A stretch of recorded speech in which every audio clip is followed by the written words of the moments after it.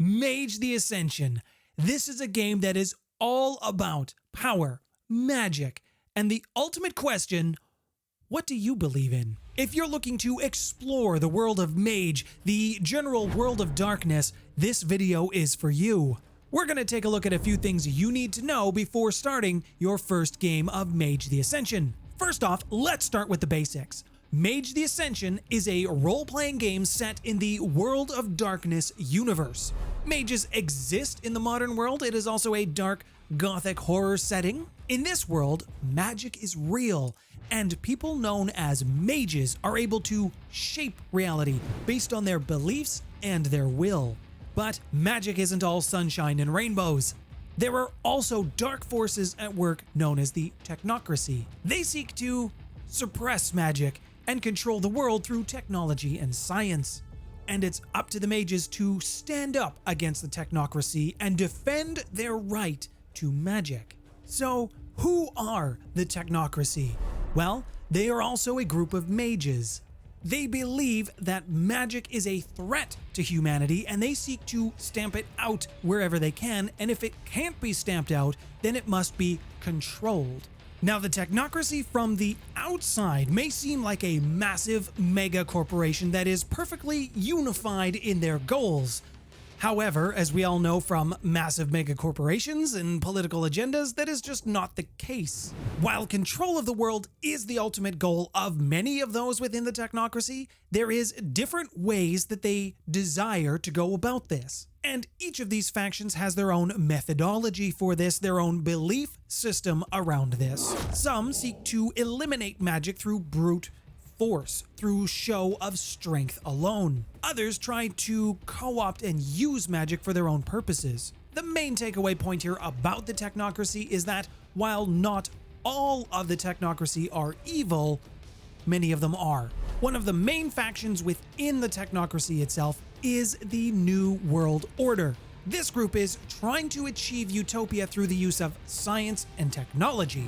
They believe that the only way to a better world is through science and technology and to suppress magic. And the best use of these scientific and technological advancements is to control the masses with it. Another faction is the Syndicate. These are a group of mages who seek to control and harness magic for their own personal gain. They are often ruthless and willing to do whatever it takes to get the job done. They also happen to control the flow of money, not only within the Syndicate, but also the world markets itself. Despite their differences, the factions all share the same goal, the same desired outcome, and that is the eradication or control of magic. It's because of this reason that the Technocracy is going to usually be the big bad evil guy in your campaigns, although not all the time. So what does it mean to be a mage in the world of darkness? It means that you have a strong belief in something. Like my strong belief that you will hit that like button if you're enjoying the video today. And if you want to see more grimdark tales around the world of darkness or other role-playing games in general, that you would join me at the table. As a mage, your belief is your power. It is your wellspring of magic inspiration. Maybe you believe in the power of the natural world. This belief will not only shape your magic, but it will also shape how you do your magic. Maybe another mage has an unwavering belief in the human spirit. Regardless of what it is, your belief is your power, and with it, you can bend reality to your will. But belief alone isn't enough. No. You will also need to understand the awakened sciences, the fundamental principles of magic. These are the scientific laws that govern the use of magic and your mastery over it. Magic, when boiled down to its essence, comprises of 9 spheres. And everything falls within one of these spheres, and these spheres make up the entirety of reality. These spheres are correspondence, forces, entropy, life, and matter, as well as mind, prime, spirit, and time. As a mage, you'll also need to choose a tradition. There are 9 traditions to choose from, and each one has their own unique approach to life, their own unique belief system, and how they go about learning, teaching, and exploring magic. For example, The Order of Hermes. They are a group of mages who believe in the power of logic and reason.